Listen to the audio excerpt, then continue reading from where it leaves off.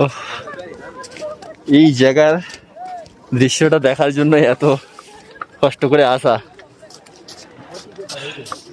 দারুণ দারুণ। সেই দিকে পুরো একেবারে কুয়াশায় ঢেকে গেছে, মানে ওখানে আরো টেম্পারেচার -6, 10, 15, 20 পর্যন্ত হয়ে যাবে। এখানে ঠান্ডাটা তো এখনো পর্যন্ত সহ্য করা যাচ্ছে। সারপাস এখনো 2 দিন লাগবে।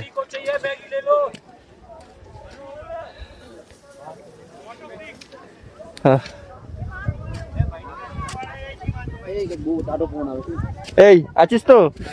ওরে বাপরে, আয় বাইরে আয়, বাইরে আয়। সুন্দর।